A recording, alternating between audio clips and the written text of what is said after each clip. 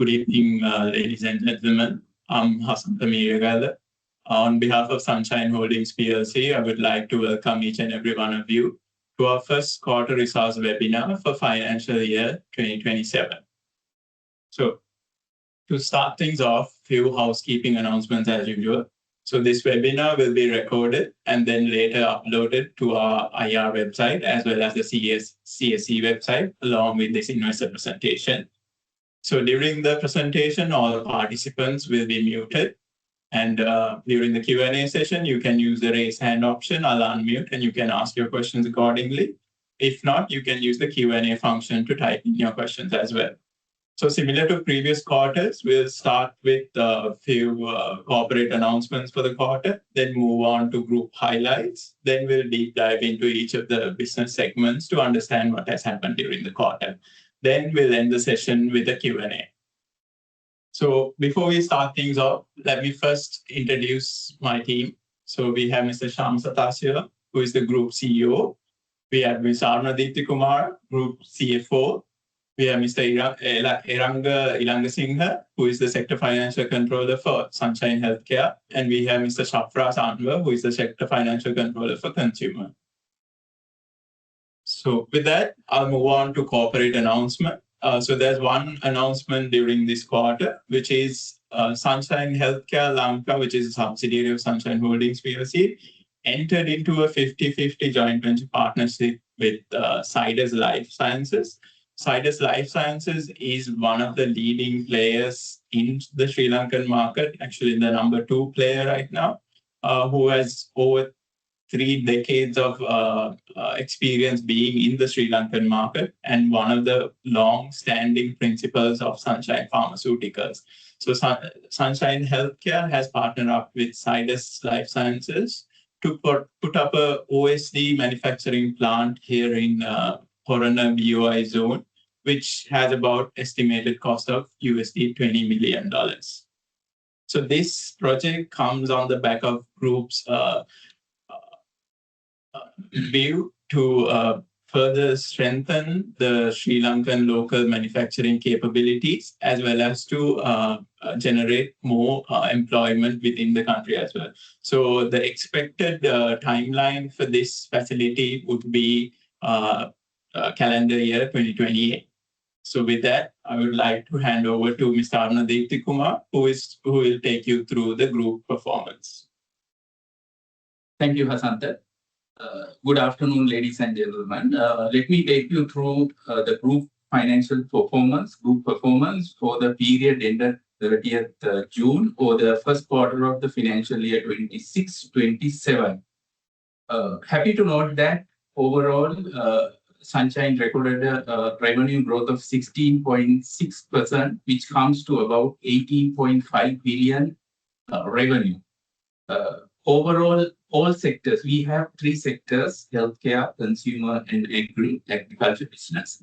All sectors shown a growth momentum, of which consumer business shown a 38%, which included a newly added member to the group, Joint Agro Ceylon Limited, which comes to about 1.7 billion revenue for this quarter. However, there are few variables which impacted on the margin, gross margin dilution for the group, mainly from healthcare due to price controlling and also the currency devaluation. If you look at the results on your right-hand side, we have recorded a 2.4 billion EBIT. As I indicated, there is a degrowth in terms of EBIT percent margin, 7.7%. So overall, EPS also, we have recorded 0.34%. And moving on to the gearing, you have seen 10.4% basis point improvement in gearing. 31% is within our threshold, group threshold, and we have secured long-term financing for our long-term investment as well. Market capitalization is 61.2 billion, which is again 20% growth year on year. And also the dividend yield is 4.5% growth. So moving on to the next slide. Overall detailed financials, as I indicated, you can see the revenue and also the profitability. PAT has shown a growth of 6%. That is mainly from the finance income and also the tax adjustment as well. So PATME is overall flat or stable year on year. And also, if you look at the trailing quarter, quarter four, there's a significant growth in terms of PAT and PATME as well. This is a financial year end. Some of the valuation entries came into the effect on that performance as well. So overall margin pressure comes from the healthcare and agribusiness. Moving on to the next. So movement of the revenue and EBIT and also the revenue composition you can see. And first, the revenue movement, consumer business brings a significant revenue growth and also EBIT, margin contraction from the healthcare, which impacted on the EBIT as well. And overall, if you look at last 3 years, the revenue composition, healthcare leading more than 50% of the group revenue. However, one key highlight is that because of consumer business newly added member, Joint Agri Ceylon Limited, that composition has slightly changed in Q1. So moving on, and I will hand over to Eranga to take you all through the healthcare business performance. Thank you. Thank you. So good evening, everyone. Let me take you through the performance of our healthcare sector. So despite all the marketing, the regulatory and marketing and environmental challenges, the healthcare sector started the year on a positive note with a 5.9% year-on-year revenue growth. However, when you look at the EBIT margin on a year-on-year basis, there's a 5% margin dilution at sector level. So this is mainly coming from the GP dilution from our pharmaceutical agency business. And when it comes to PAT level, that 5% margin dilution had narrowed down to only 0.9%, where there were two reasons mainly. Number one, with the basically when the rupee depreciates, the corresponding exchange gain when you revalue our receivables and dollar reserves has a benefit below EBIT level, as well as there was a exceptional tax. Basically, there was a higher tax provision stemming from the model change we did last year. A certain portion of that tax provision is getting reversed during quarter one. So as a result, on overall terms, we have completed the year basically on par with last year actual in the bottom line. So let's move into BU level performance. So in our pharmaceutical business, if I may recap from our previous presentation, there was a model change done in last year, quarter two. So after that, basically in pharma, the entire imports, we recognize basically within a matter of few days, we sold to our distributor. Basically, we don't keep any inventory within pharmaceutical division to be more efficient in terms of our working capital and operationally. So as a result, on a quarterly basis, our recognized revenue is in line with our quarterly imports. So that is why in terms of revenue growth on a quarterly revenue growth, there are basically from last year quarter two onwards, you will see certain material increases and decreases. Then when it comes to RD, basically the RD means the actual sale which happens at pharmacy level. So on RD sales level, there was a volume decrease of 5%. So this is mainly due to certain out of stock. Basically, there's an out of stock situation in certain SKUs driven by certain regulatory challenges in getting certain import licenses renewed.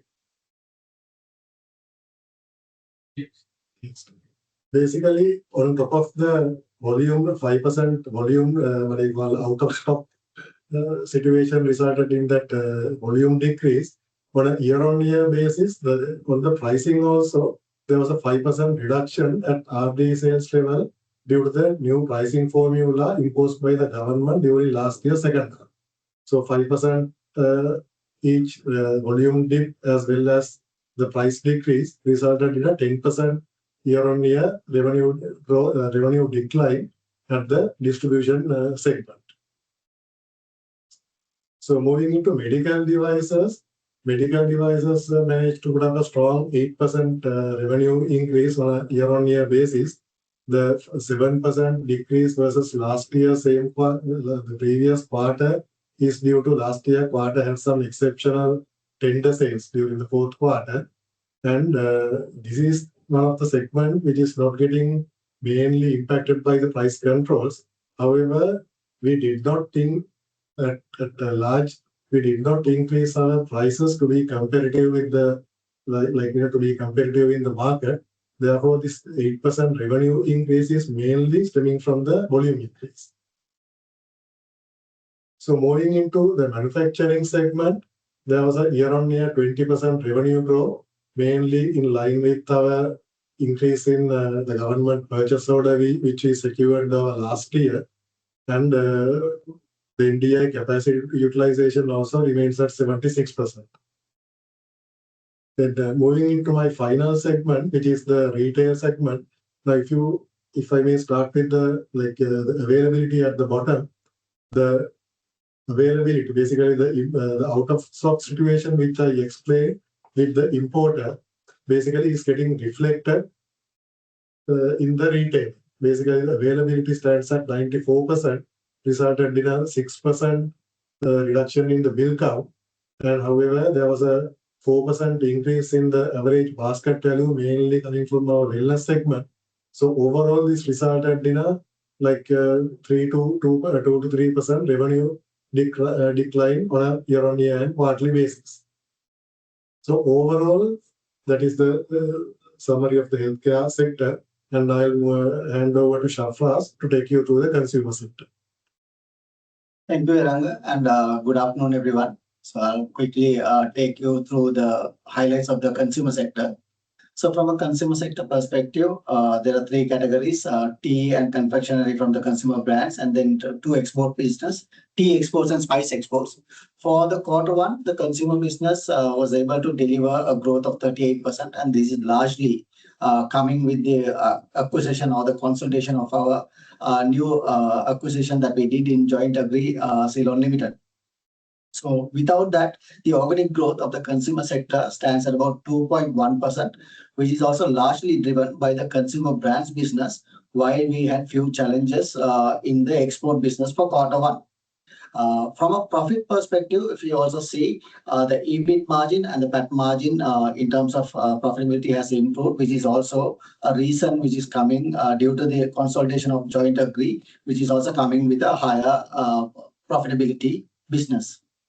Moving on to the tea brands business. Tea brands business was able to deliver a growth of 8.3%, which is significantly high growth when it comes to the tea category. And this was being able to achieve because in quarter one, the consumer brands business was able to get into exclusive partnership with key modern trade chains, where we were the only partner for the seasons, where whatever they and Rankata significantly delivered in terms of volume and value. However, Zesta, which is our premium tea brand, had some challenges where there were heightened competitions, and at the same time, they were changing consumer preferences for premium tea. In terms of confectionery, again, confectionery has been able to do back-to-back good growth, good improvement in revenue. This is also mainly delivered by some of the NPDs that was launched during the latter part of the last financial year, which is also having a good feedback in terms of consumer offtake and the trader feedback, plus supported with strong distributional capabilities and promotion executions. Moving on to the tea export business, this is where we saw a contraction in terms of 6.3%. Which is also some part of it is associated with the Middle East crisis, where we had in the latter part of in the early part of quarter one. And the positive to note is that some of the volumes that didn't materialize in quarter one is overflowing into quarter two, and we expect a good turnaround for the quarter two for Sunshine tea exports. Moving on to the spice business, this is the recently acquired business, where we are also happy to note saying that, it had grown high double digit at 11.5%. And the positivity around this is this growth is very well supported by volume growth and largely driven by cinnamon, which is the key contributor at 40%, closely followed by coconut and the rest of the spices. So, and I will hand it over to Sir Shyam to take through the agri-business. Sure. Thank you, Shivraj. So on the agribusiness, this is Buttermilk Plantations PLC. As you can see, first quarter had a 12.7% year-on-year growth, following nearly 30% quarter-on-quarter growth as well. Primarily driven by volume increases in palm oil and pricing. Generally, quarter one is the season versus quarter three and quarter four are low. Quarter one and two are higher season, so volumes of crop is higher during this period. Hence, you're seeing significant PAT. If I go into the palm oil specifics here, so clearly palm oil has been a star contributor for this business. Focus is on this sector per se. Palm oil prices have been quite steady. I think the knock-on effect of the Iran war has been all edible oil prices are holding firm. And our production volumes have also increased with seasonality, crop increases and production increases. So hence the increase in profit. If you see quarter on quarter, quarter one bounces back to where quarter one and two were last year as well. And here we hope to continue into quarter two in the same momentum and holding our EBIT margins. While prices have increased, so has costs, with our labor costs going up in the last 6 months or so since January, with the government mandated labor wage increase. So that is eating into some sort of margin pressure for us, but overall quite healthy. Our challenges are in the dairy segment. Here we continue to see challenges in terms of volumes not significantly recovering yet. While average milk price has improved to 252 versus about 239 in fourth quarter to 250 plus in the first quarter, our challenges continue to be in volume as well as in the affluence concern we have in managing the costs of dealing with the affluent. So we're continuing to work with multiple providers to resolve matters there. But we're seeing a slow and steady herd increase, but we've yet to translate into sales volume increase. So that gives you just the context of the agri-business, both palm oil and dairy. So thank you, team, for all of those detailed insights into each of our sub-segments. So with that, we can move on to the Q&A session. Like I mentioned in the beginning, you can use the Q&A function to type in your questions. If not, you can use the raise hand option and I'll unmute and you can ask your questions accordingly.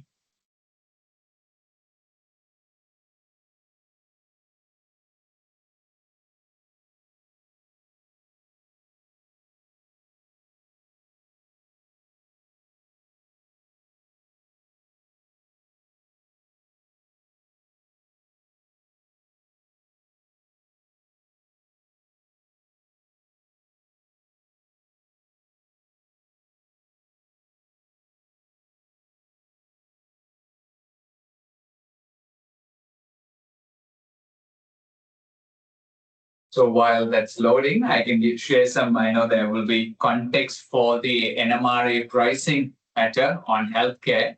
So this is an ongoing activity. We as the healthcare industry, especially pharmaceuticals, have been engaging with the Ministry of Health as well as the NMRA, the regulator, is because we've had nearly an 8-9% devaluation since February. The context of the knock-on effect when you have controlled prices at rupee level. Only about a month ago to 3 weeks ago, the government has communicated their willingness to adjust prices based on the currency depreciation, but subject to evaluation product by product. So we are in the middle of that process. So hopefully through the quarter, most prices will get adjusted for the devaluation. But the full impact will probably be seen only in quarter 3, where there will be partial recovery in quarter 2. Asanta? Yeah. I think a few follow-up questions on the new joint venture investment. Sure. Maybe Shyam, you could give us a bit more clarity on where the joint investment would be and how it would be funded. Sure. As we'll be focused on, and when will the fund. Sure.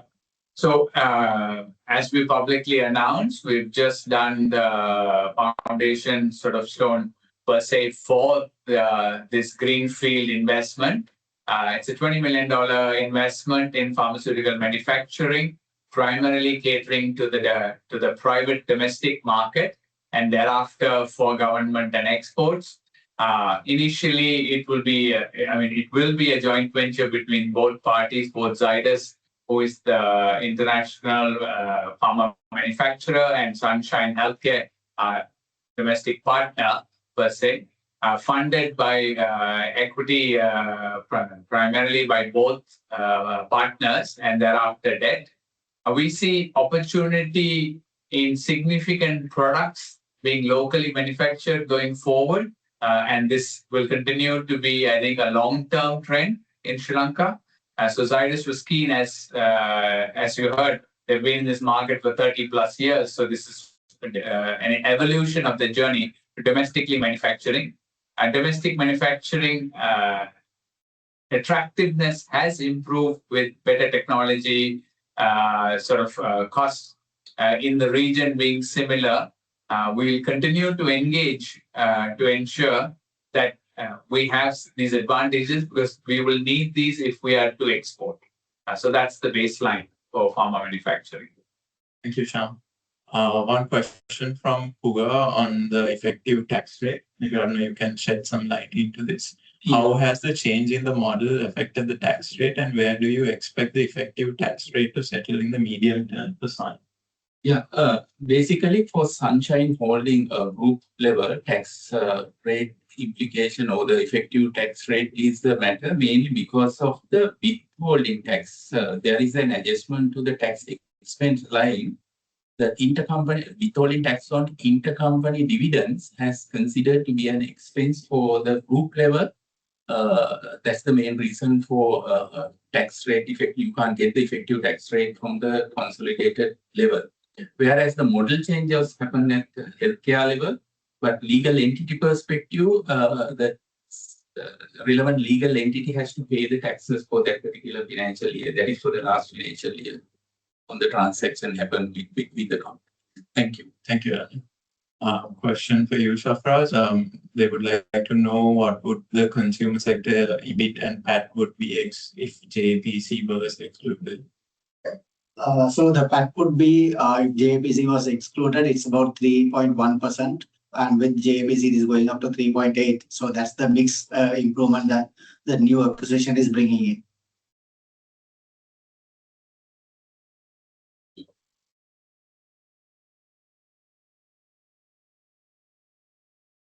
Maybe a question. Do you want to see a slight increase in inventory days? From which segment this is stemming from? So I presume broadly this will cut across not so much in healthcare per se. I know in the consumer business, both in our tea and in our spices, you're also seeing changes with post-acquisition, because it's the first quarter of consolidation with JPC. But primarily, I know in the tea business, we've had some inventory additions. What else? Question for you, Shyam. Why were there so many changes to the board of directors? Sure. Again, as part of our ongoing governance perspective, we've had some retirements. Our founder chairman and Mr. Jain both retired from the board. We also had changes in terms of a new member coming in, Prasad, who came into the healthcare sector post IFC's. So the investment is also coming to the Sunshine Holdings board, bringing his international expertise. And we've also had Mr. Roshani Kopikado join us as a director in Sunshine Holdings, again bringing her legal expertise. So this is an evolution for us as we bring on more expertise and people move on. We continue to want to get the best from external independent advice. Thank you, Shah. A few questions on the consumer side, Shafraz. One from Yasanta. Although the revenue of joint agri products has been added to the consumer segment, the operating margin has not increased year-over-year. Is this due to relatively low operating margin of JPC, or has there been a deterioration in the other operating margins of segments? No, so technically there's no deterioration in the other operating segments. So in the last year, why we've recorded a 5.5 is where we've got a price benefit in tea, where the prices were very low in last year Q1 for tea business, which resulted in higher EBIT margin last year. And that is what is causing to be flat this year when you compare along with the JPC acquisition. Thank you, Shafraz. Maybe a follow-up question to you as well. Is there a mention of an impairment on Dainty? Can you explain that a bit?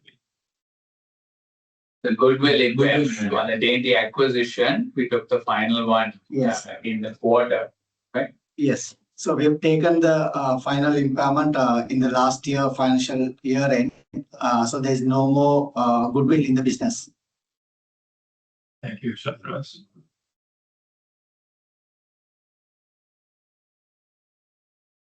Kohan, please go ahead. You can ask your question. Thanks, Asanta. Thanks for the call. Am I audible? Yes, yes. Yeah, so my first question is on the pharma agency's volumes. You mentioned that there were some import licenses delays and that resulted in about a 5% decline in volumes.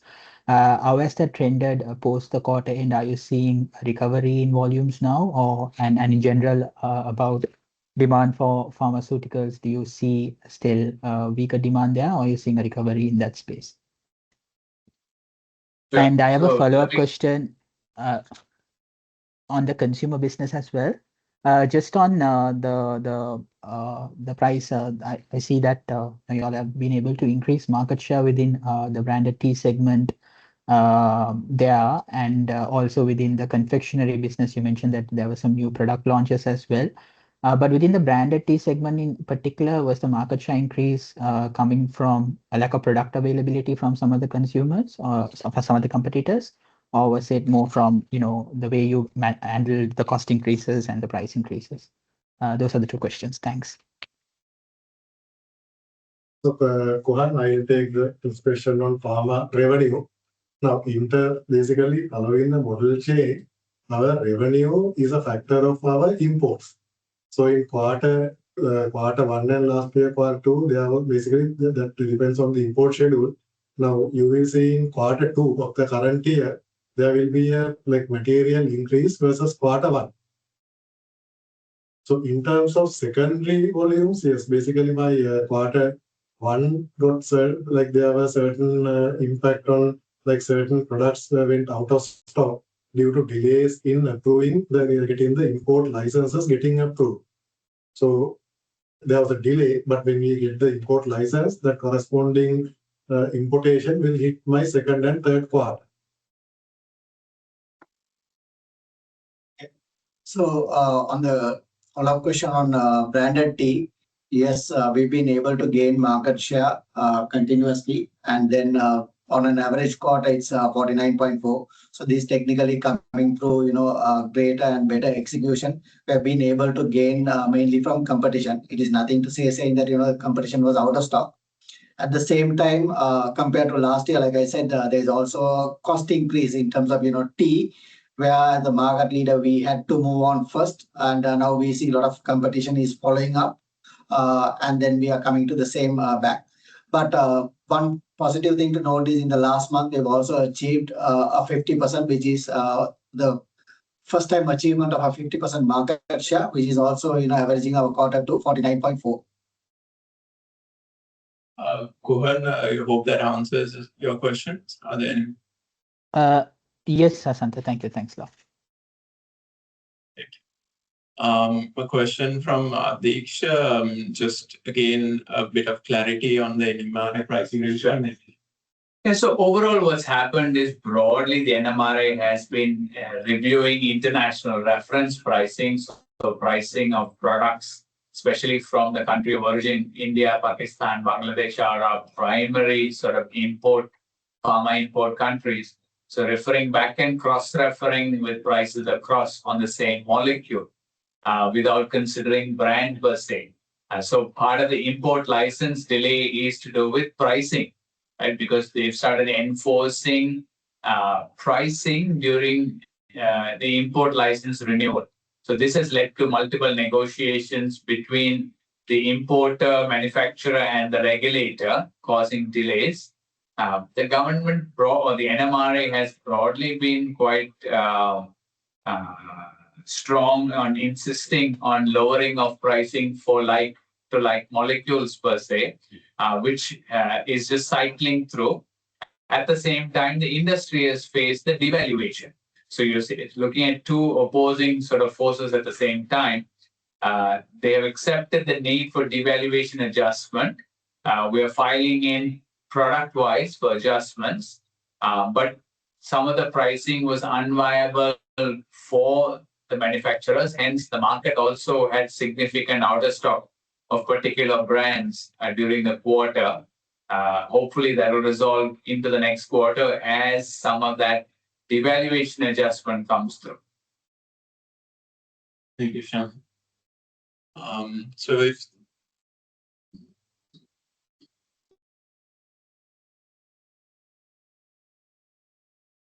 I think, Yashan, this question was answered. So we are expecting commercial production of the new JV towards the calendar year 2028.